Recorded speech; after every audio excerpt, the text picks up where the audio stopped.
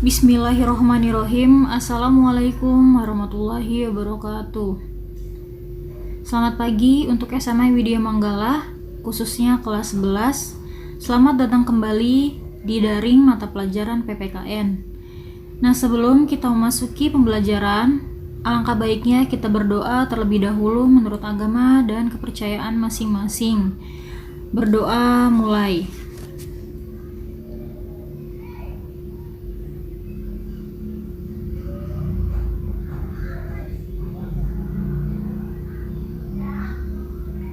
Selesai. Video kali ini merupakan video lanjutan masih dalam materi pada bab 1, tapi kita akan masuk ke sub kasus pelanggaran hak asasi manusia. Langsung saja kita identifikasi faktor penyebab pelanggaran hak asasi manusia. Di sini ada faktor internal dan faktor eksternal. Yang pertama, ada sikap egois atau mementingkan diri sendiri. Misalnya, kita berada di dalam kelas yang baru akan memutuskan pemilihan ketua kelas. Namun, salah satu dari anggota berkehendak untuk menjadi ketua kelas.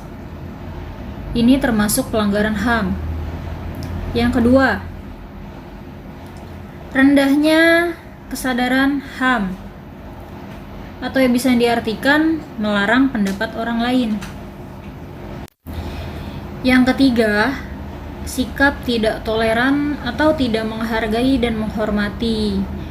Contohnya, pertemanan yang memiliki agama dan kepercayaan yang berbeda, tapi dari salah satu temannya melarang untuk beribadah. Ini termasuk ciri-ciri atau salah satu butir dari pelanggaran HAM yang mengenai kebebasan beragama. Lanjut. Yang kedua, ketidaktegasan aparat hukum. Contohnya, ketika aparat hukum membiarkan adanya penggusuran secara sepihak dari perusahaan dan masyarakat di kota yang tanahnya dalam tanah sengketa, padahal mereka memiliki surat-surat lengkap sebagai bukti hak untuk tinggal. Ini juga termasuk pelanggaran hak asasi manusia. Yang ketiga, teknologi yang disalahgunakan. Seperti yang kita tahu, di zaman sekarang memberi dampak positif dan negatif. Salah satu dampak positifnya itu akses informasi dapat dilalui melalui internet. Nah, manfaat-manfaatnya juga ditawarkan dari internet itu bisa dipergunakan oleh pelaku kejahatan.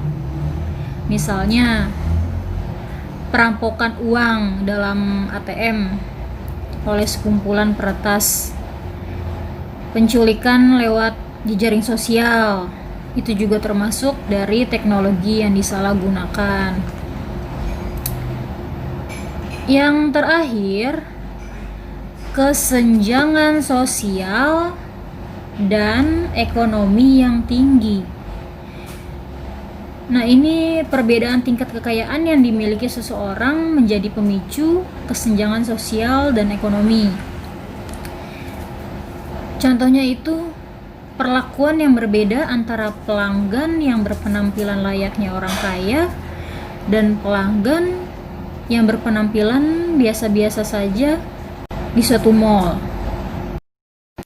Itu termasuk pelanggaran hak asasi manusia karena tidak bersikap adil terhadap hak asasi manusia. Lanjut ke materi selanjutnya, ada jenis-jenis pelanggaran HAM. HAM ada terbagi menjadi dua. Yang pertama, pelanggaran HAM bersifat berat dan HAM bersifat biasa. Yang pertama, ada kejahatan genosida yang bisa diartikan dengan pembunuhan massal atau kejahatan manusia.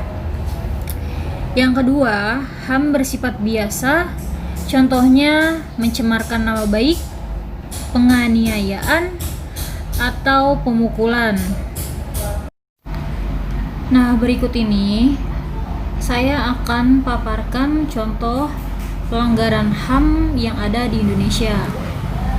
Yang pertama ada kasus kerusuhan Tanjung Priok pada 12 September 1984.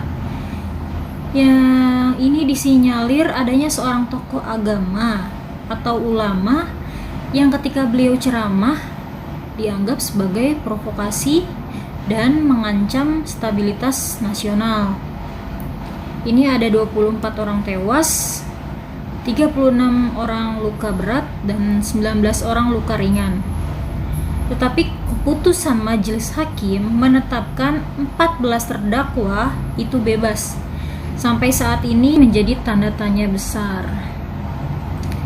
Yang kedua, kasus Semanggi 1 pada tanggal 11 sampai 13 November 1998. Dan ini menewaskan 17 warga sipil.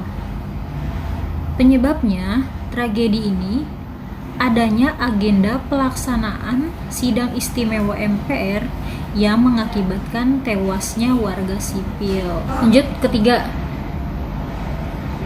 penculikan aktivis pada tahun 1997 sampai 1998. Ada 23 orang hilang, diantaranya 9 orang telah dibebaskan dan 13 orang belum ditemukan sampai saat ini. Lanjut tugas tanggal 31 Juli tahun 2020. Yang pertama, sebutkan 2 contoh dari pelanggaran bersifat berat dan biasa. 2. Apa saja cara kegiatan kejahatan genosida? 3. Carilah artikel mengenai kasus pelanggaran hak asasi manusia yang terjadi pada saat ini di Indonesia. Yang keempat, buatlah rangkuman mengenai kasus pelanggaran hak asasi manusia. Tulis di buku tulis dan upload ke GCR. Terima kasih. Baiklah, itu saja yang dapat saya sampaikan. Kurang lebihnya mohon maaf apabila banyak kata-kata saya yang salah. Sampai jumpa di materi selanjutnya. Keep smart, keep healthy. Sampai jumpa.